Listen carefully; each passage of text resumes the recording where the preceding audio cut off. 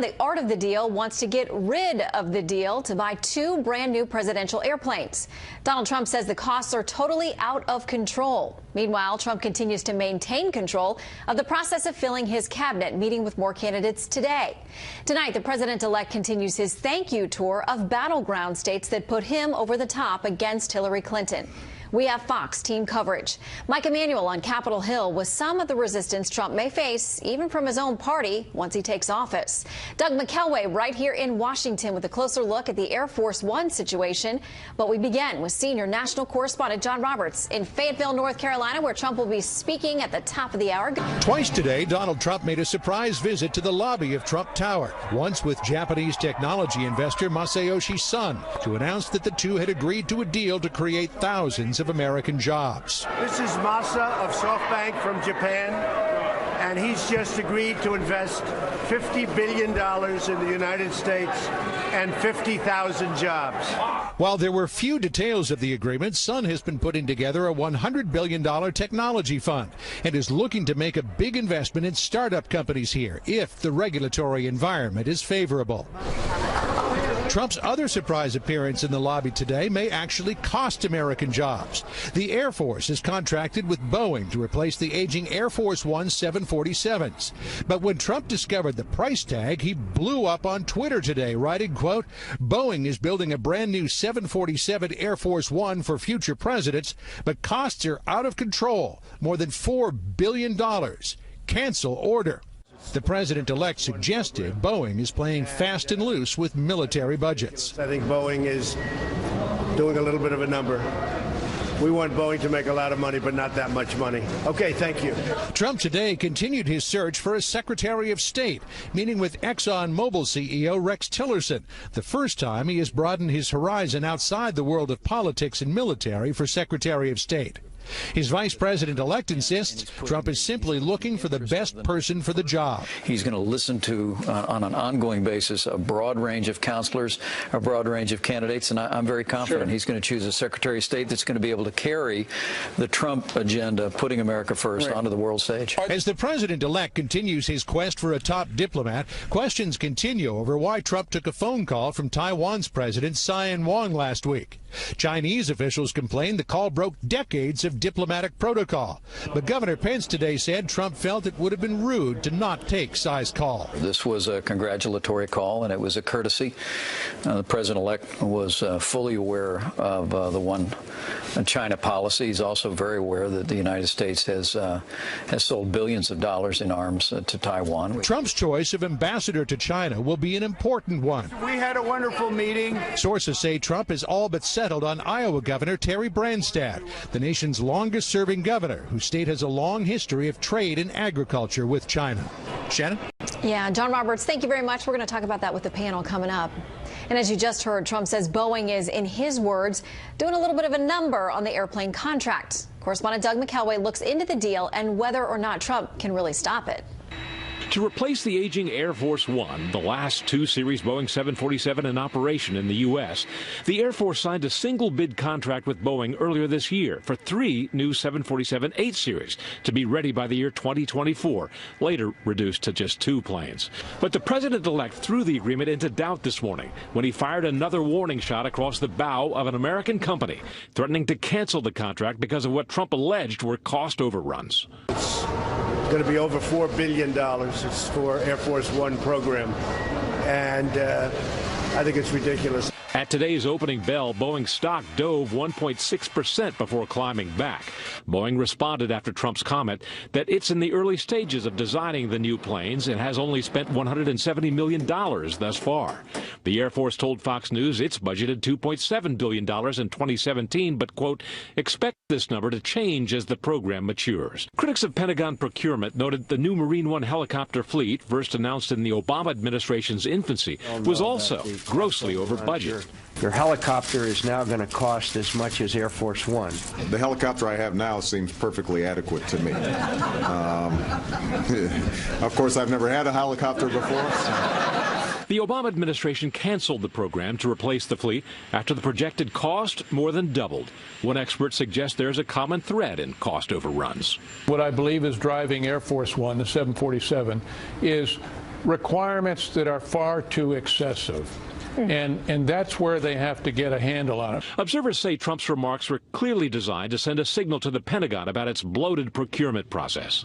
If the president-elect's intent is to say we need to reform how the Pentagon does business, then he's absolutely right. But Trump may also have been reasserting a campaign theme, again urging big U.S. manufacturers to stay put.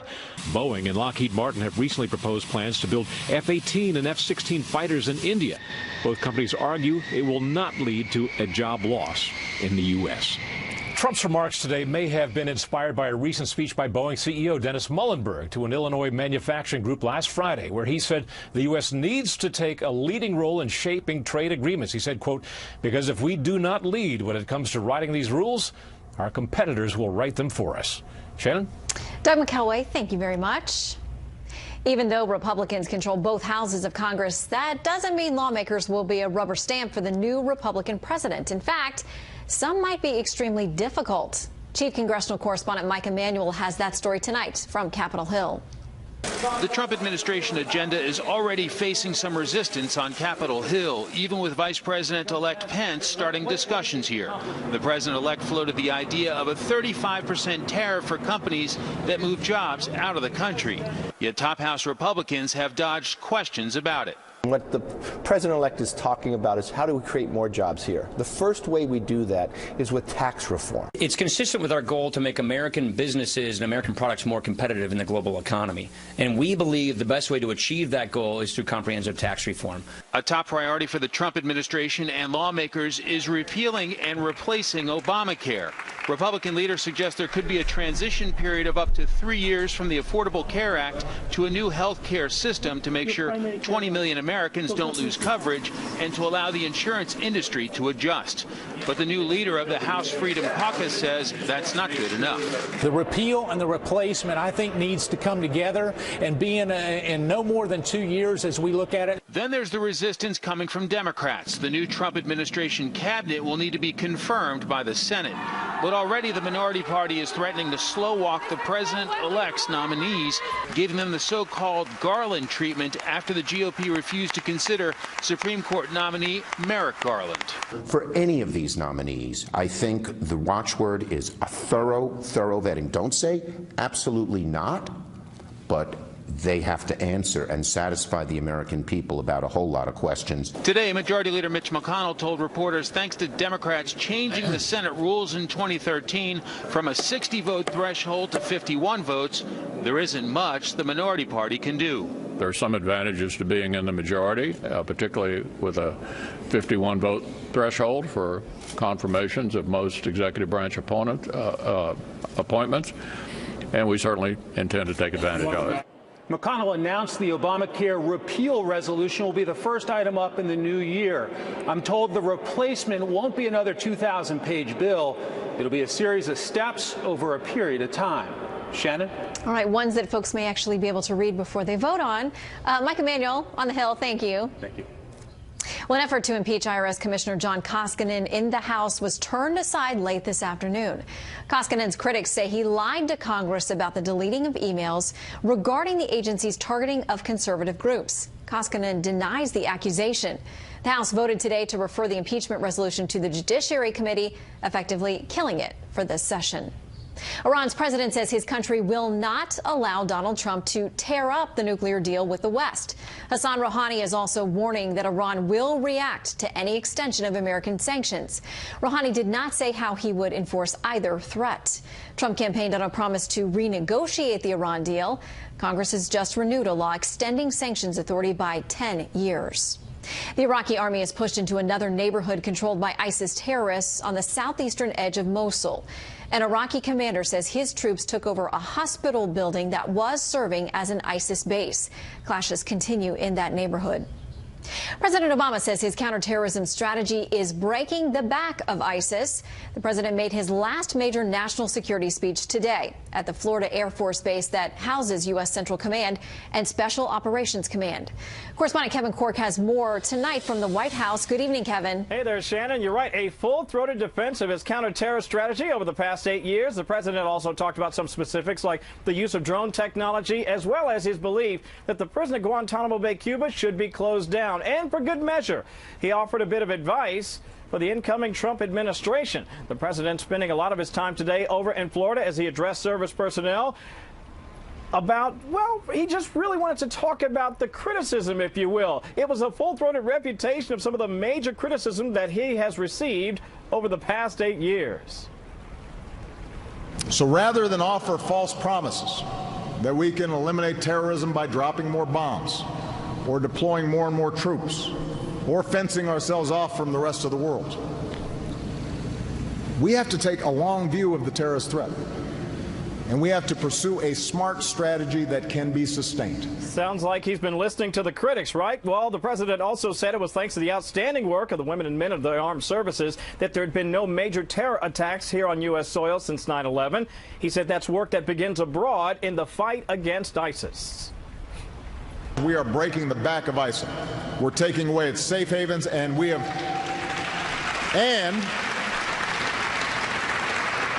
And we've accomplished all this at a cost of $10 billion over 2 years, which is the same amount that we used to spend in 1 month at the height of the Iraq War. But Shannon, experts on Capitol Hill today said the problem with the president's narrative is it really doesn't take into account the fact that for the past 15 years, U.S. service personnel have been fighting overseas, to say nothing of the trillions of dollars that the American taxpayer has already spent. ISIS, most successful terrorist organization in history, affiliated now with 35 countries, even though it's still losing its caliphate. The Taliban, frankly, have more territory in Afghanistan under their control than at any time since 2001, and that war, on the current policy, is not winnable. We have to deal with that issue.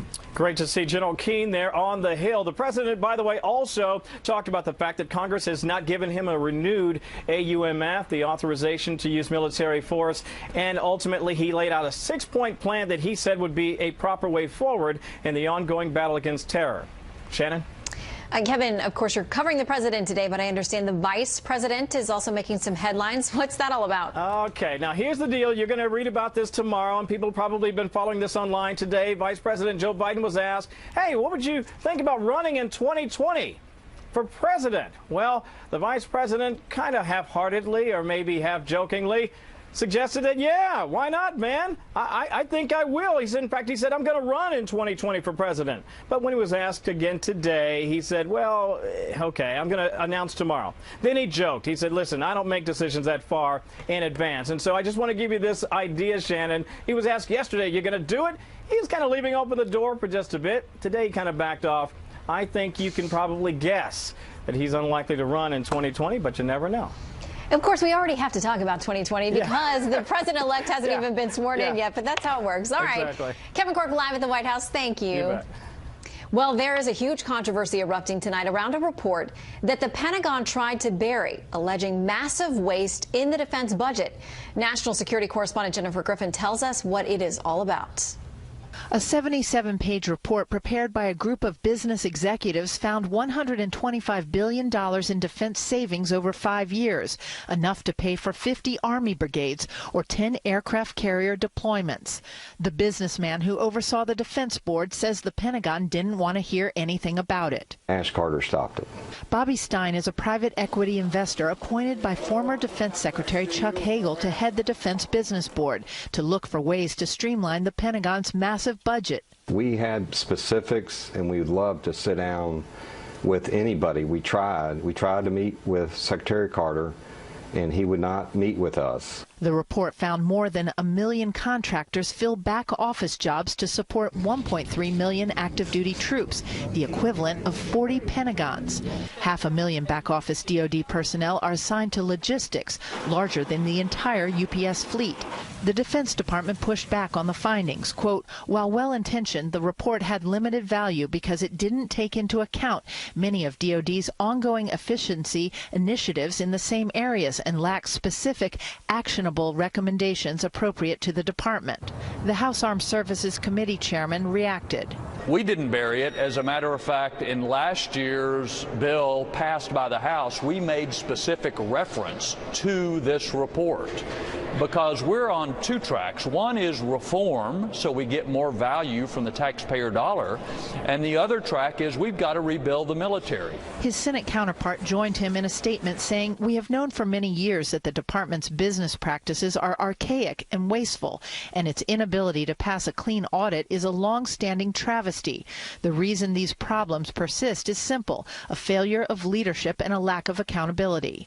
The last two Defense Authorization Acts have mandated a 25% reduction to Pentagon administrative support, a 25% reduction to bloated headquarters staffs, and a 12% reduction in the number of flag officers. One of the more shocking findings in the Pentagon report, the average administrative job at the Pentagon costs the American taxpayer more than $200,000 in terms of salary and benefits. Shannon? Yeah, we'll talk about not only the report with the panel, but apparently the scuttling of the report as well. Jennifer Griffin at the Pentagon, thank you. Up next, a live report from the scene of that horrific warehouse fire in Oakland, California. First, here's what some of our Fox affiliates around the country are covering tonight. Fox 8 in New Orleans with the arrest of a motorist in the shooting death of former NFL player Joe McKnight. Jefferson Parish Sheriff Newell Norman was heavily criticized for allowing Ronald Gasser to go free following the apparent road rage incident. Norman said today it was necessary in order to build a case against Gasser. And Fox West Dakota with extreme weather conditions there pounding protesters at the Dakota Access Pipeline site. A blizzard warning is in effect with the wind chill forecast to drop to minus 30 degrees. Even though the U.S. Army Corps of Engineers has halted the project for now, many protesters say they're staying for as long as it takes to permanently derail the pipeline.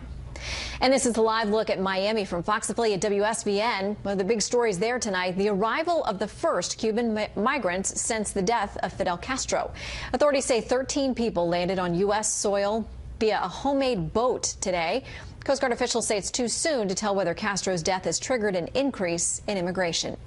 That is tonight's live look outside the Beltway from Special Report. We'll be right back. Search crews in Oakland say they believe they have found all the bodies of victims from Friday night's warehouse fire. The death toll is 36. Now the investigation into what happened picks up steam. Senior correspondent Adam Housley is in Oakland again tonight. Hello, Adam.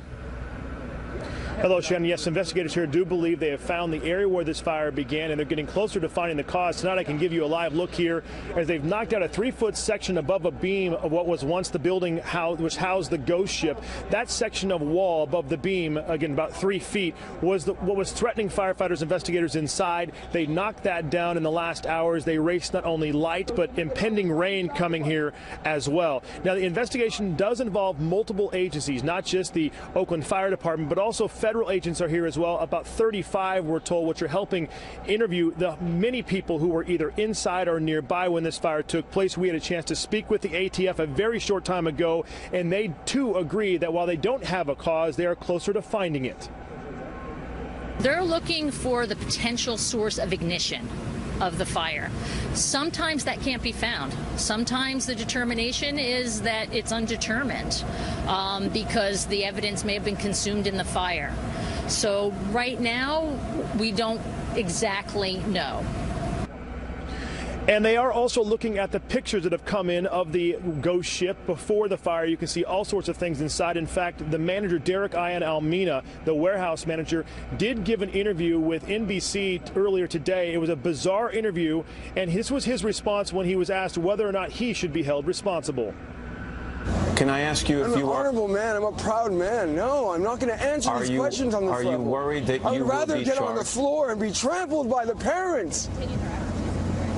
I'd rather let them tear at my flesh than answer these ridiculous questions.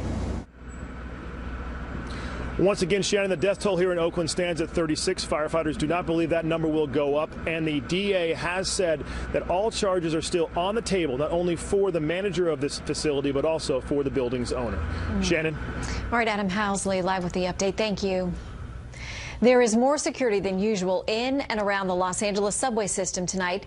That's because of what officials believe to be a credible terror threat. Chief Correspondent Jonathan Hunt is in Universal City, California tonight. A conspicuous display of force outside LA's Universal Studios metro stop, designed to reassure commuters and tourists alike after an apparent specific and imminent threat. Law enforcement throughout LA was in no mood to take any chances, while the FBI sought to establish the credibility or otherwise of a tip that came in via phone overseas and was passed on by what the FBI called a partner country. We are taking all appropriate action to address this threat. Everybody that needs to be informed is being informed of the detailed information so that we can follow up appropriately, not only as you see us here united in Los Angeles, but also with our international partners. LA Mayor Eric Garcetti also sought to allay fears by traveling via train from the threatened station. We wanted to have an abundance of caution here today and reassure people that we will have the necessary forces around and near and in our public transportation system to assure passengers that today is a safe day to go around our business. Officials here say they get threats all the time and don't usually make them public, but because of the specificity and imminent nature of this one, they had little choice but to act with this show of force. Still, they say the public should not change their routines. Shannon? Jonathan, thank you. Another record close for the Dow today after gaining 35.5. The S&P 500 was up 7.5. NASDAQ finished ahead 24.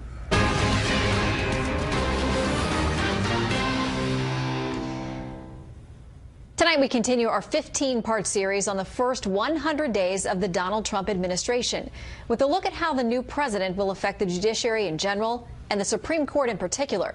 We start off by meeting the young person at the center of one of the high court's biggest cases this term. I'm a normal kid.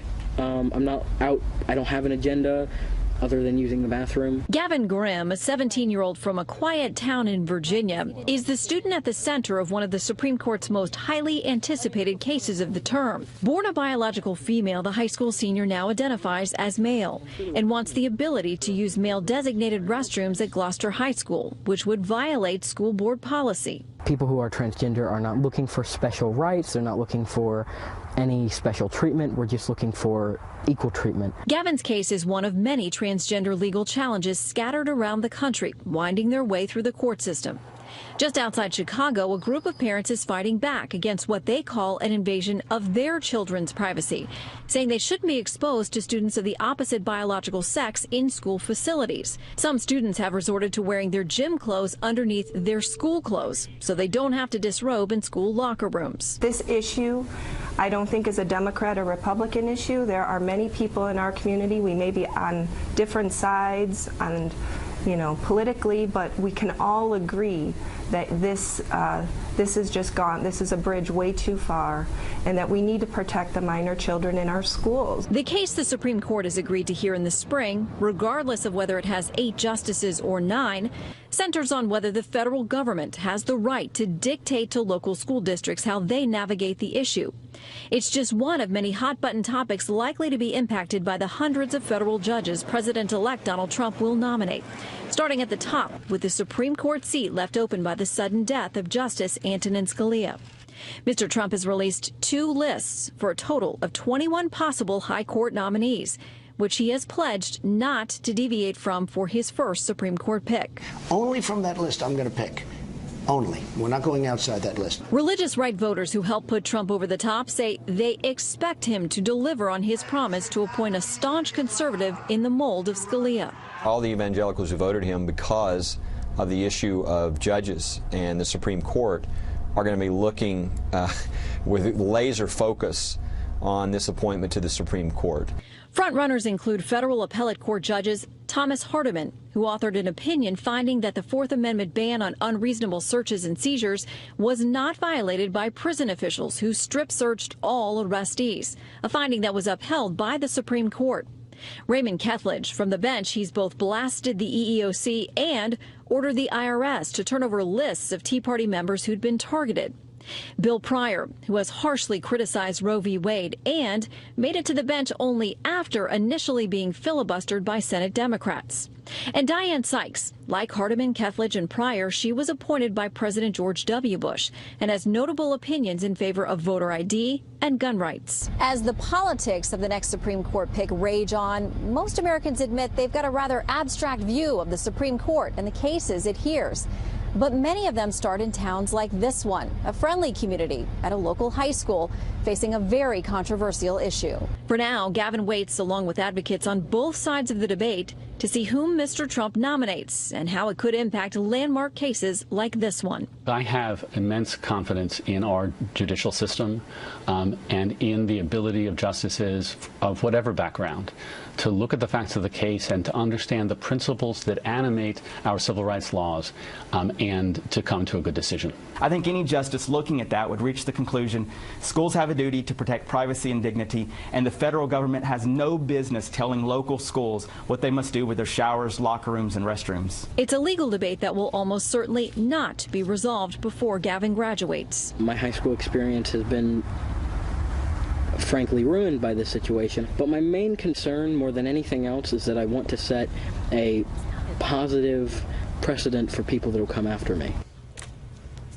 Despite suggestions to the contrary, sources tell me Trump's unlikely to nominate a potential justice before Election Day because until he's sworn in, he cannot launch the FBI background checks on his Supreme Court finalists.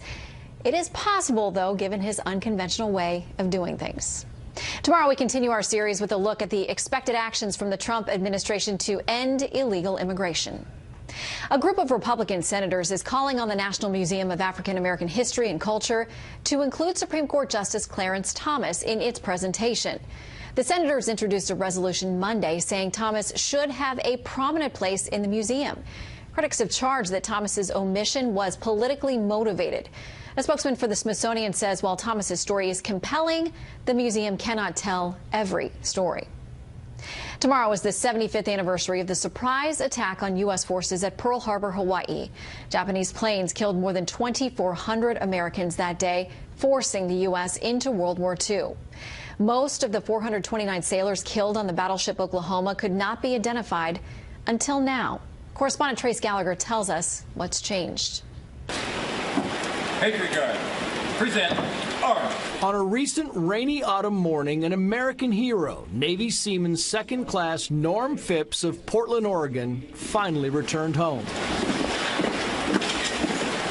Accepting the flag draped over his uncle's casket was Paul Poach, who as a 9-year-old in 1941 heard the knock at the family door, telling them that their beloved Norm, who had been the captain of the high school basketball team and stationed on the USS Oklahoma, was dead. I was there with my grandmother, who was Norm's mom, and we feared the worst when we hadn't heard anything, and then when they delivered the message that he was killed in action at that time, it was a shock.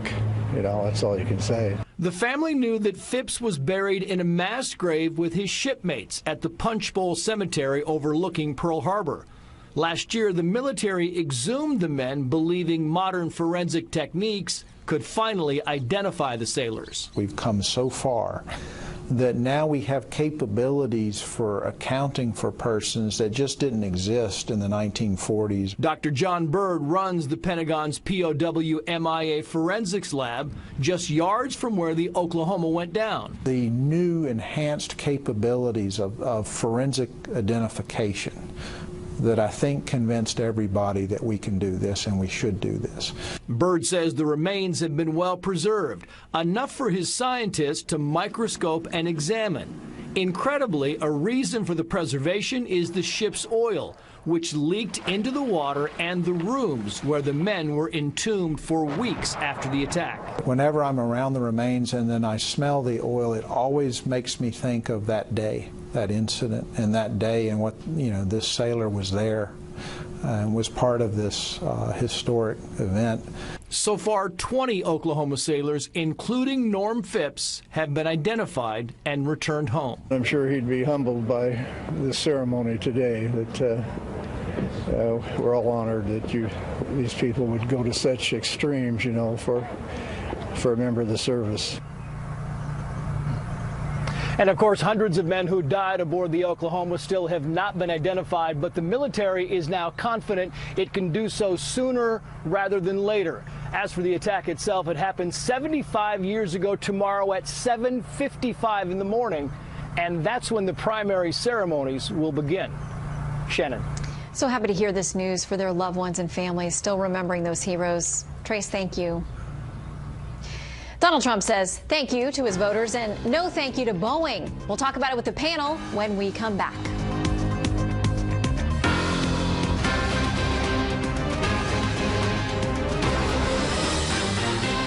Well, we're going to talk about a lot of things to a lot of people.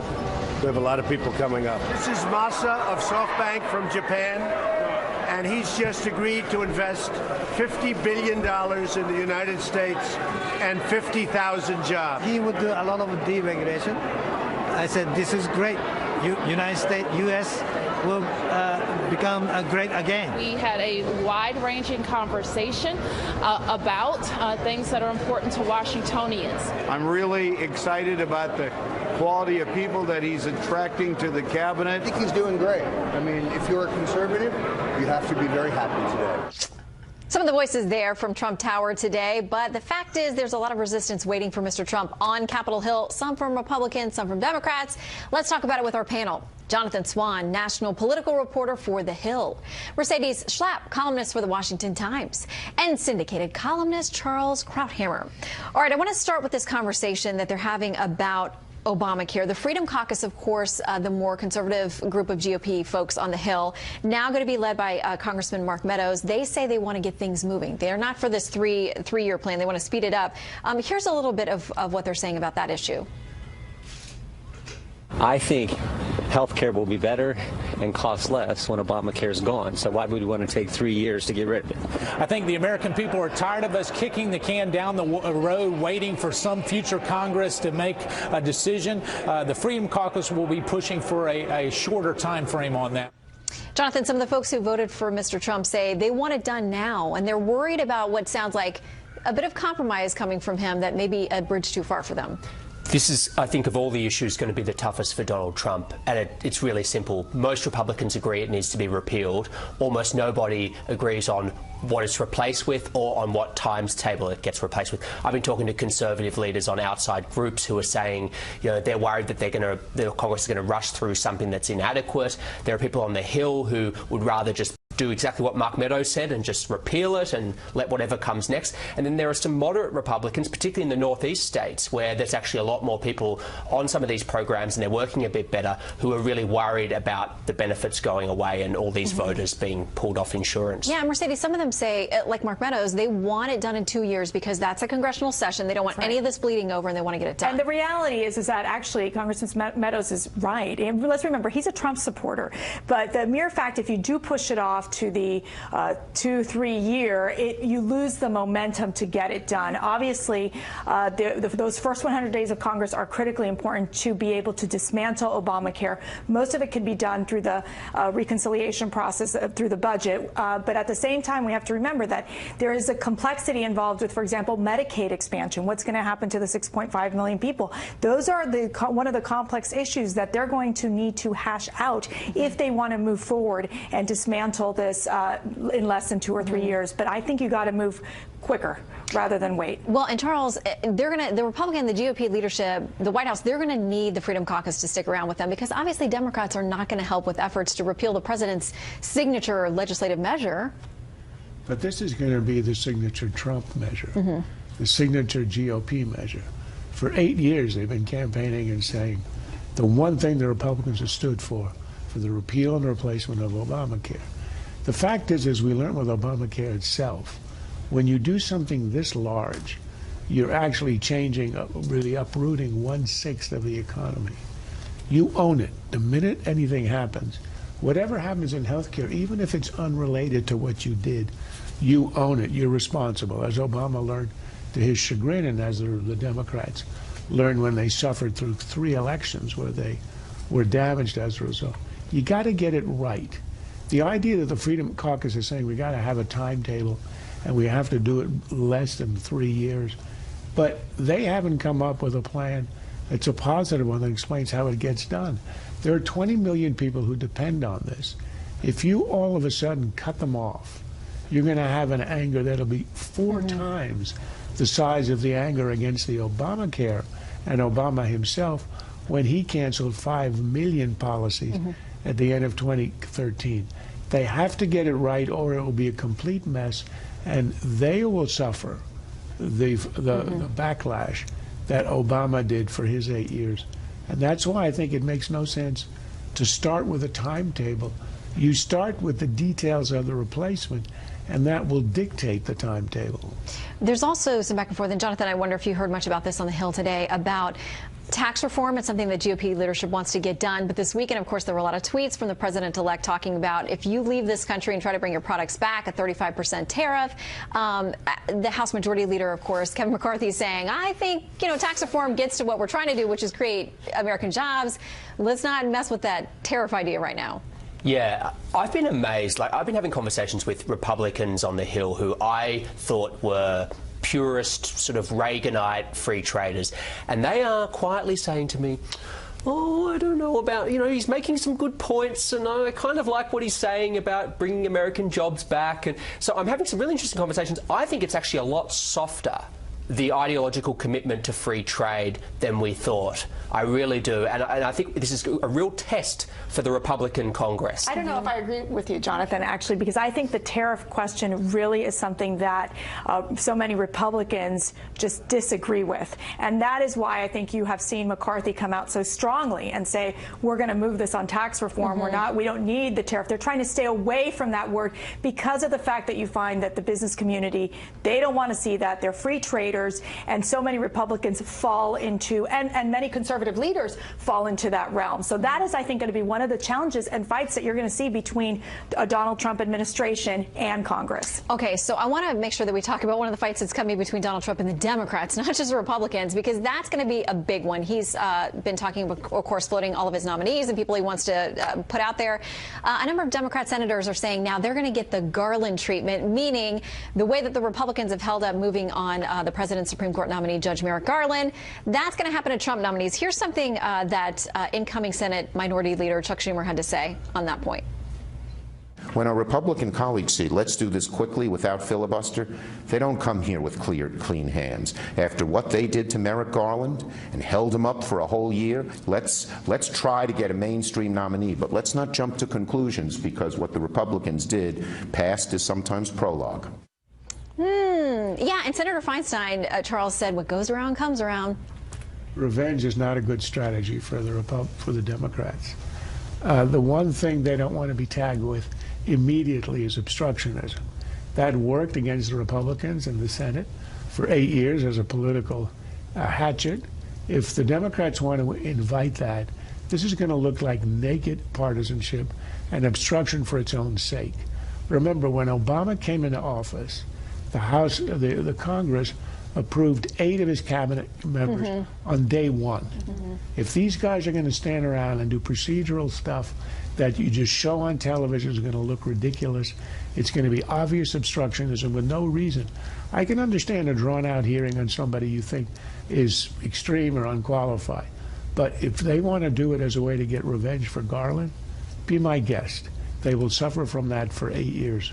Yeah, Mercedes, it sounds like that one of their main targets is one of their own colleagues, Republican Senator Jeff Sessions, obviously tapped to be the Attorney General. Well, let's remember that it was the Democrats. It was Harry Reid who introduced a nuclear option. And that in and of itself is just opens it up so for Republicans to move forward on just pushing forward these cabinet members, pushing forward, obviously, possibly the Supreme Court nomination, although that requires 60 votes. But the Republicans, Democrats can flex their muscles all they want. It's the Republicans and Mitch McConnell, who has clear control in terms of procedures and in terms of moving forward. They just want to be able to show the dirty laundry of any of these cabinet nominees. Yeah, they can drag it out and drag them through the mud in the process, but ultimately when it comes to the vote, if Republicans stick together, that's that. All right, stick around. Next up, Donald Trump versus Boeing over Air Force One.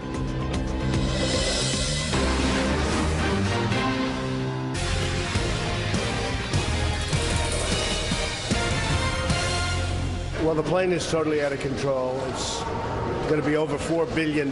It's for Air Force One program. And I think it's ridiculous. I think Boeing is doing a little bit of a number. We want Boeing to make a lot of money, but not that much money. If the president-elect's intent is to say we need to reform how the Pentagon does business, then he's absolutely right. Okay, we are back with our panel. And Jonathan, this pegs off of a tweet from Donald Trump talking about the multi-billion-dollar deal for 2 new Air Force Ones that probably wouldn't even be done until the end of if he was elected to a second term. So he may never even fly on these. But anyway, he says, Boeing is building a brand new 747 Air Force One for future presidents, but costs are out of control. More than $4 billion. Cancel order! Exclamation point. Can you imagine being a corporate executive in the age of Trump, sort of on his Twitter feed, wondering whether you're next?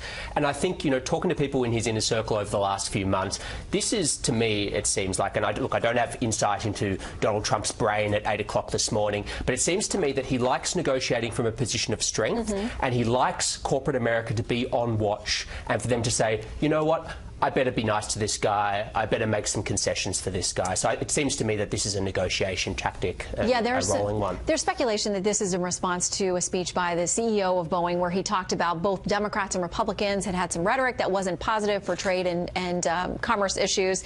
This is the statement from Boeing today, though, saying we are currently under contract for $170 million to help determine the capabilities of these complex military aircraft that serve the unique requirements of the President of the United States. We look forward to working with the U.S. Air Force on subsequent phases of the program, allowing us to deliver the best planes for the president at the best value for the American taxpayer. Mercedes. Sounds like an incredibly politically correct statement by Boeing. They don't want to cross the line with Trump. We're just doing our jobs. Exactly. But, I mean, Donald Trump, here's the deal. He didn't negotiate the deal with Boeing. I think it's his opportunity to go back and say, how can we make this better? With that being said, these are the guys who make the planes that you're going to be in. Yeah.